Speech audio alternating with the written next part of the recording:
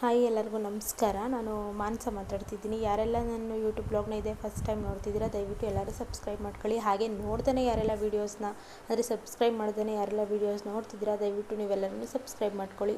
Miss ಮಾಡ್ದೇ like share ಮತ್ತು ಕಮೆಂಟ್ನ ಮಾಡಿ. ಇಲ್ಲಿ ನಾನು ನಮ್ಮ ಅತ್ತೆಗೆನಲ್ಲಿ ಬಗ್ದು ತಲೆಗೆ ಎಣ್ಣೆ ಹಾಕಿಸ್ಕೊತಾ ಇದ್ದೀನಿ. ಮಾತಾಡ್ಕೊಂಡಿದ್ರು ಎಣ್ಣೆ ಹಾಕ್ತಾಯಿದ್ರು ಅವ್ರು ನನಗೆ ಹಾಕಿಸ್ಕೊತಾ ಕೂತಿದ್ದೆ ಮಾತಾಡ್ಕೊಂಡು.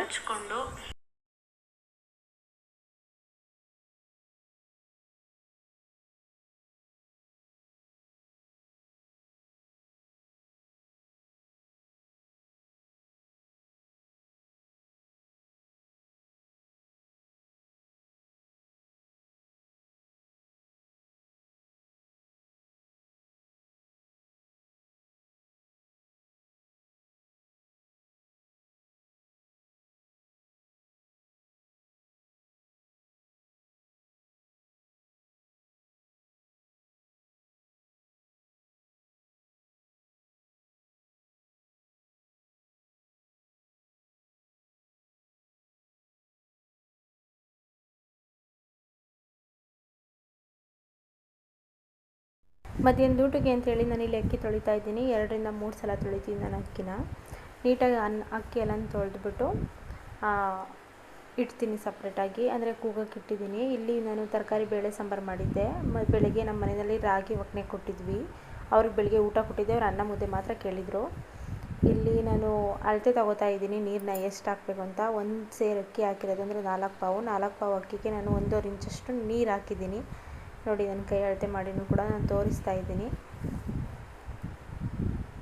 ಚೆನ್ನಾಗಿ ಕುದಿಸಿದ್ದೀನಿ. ಘಮ ಘಮ ಘಮ ಅಂತಿದೆ.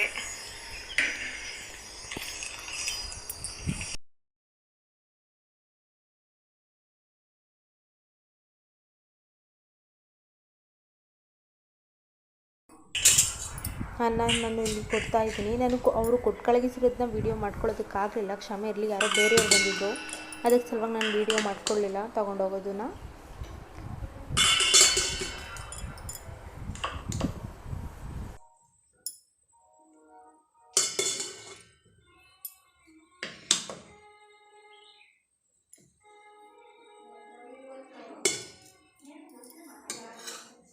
ಊಟ ಹಾಕ್ಬಿಟ್ಟೆ, ಬಿಸಿ ಬಿಸಿ ಊಟ ಮಾಡ್ತಿದ್ದಾರೆ.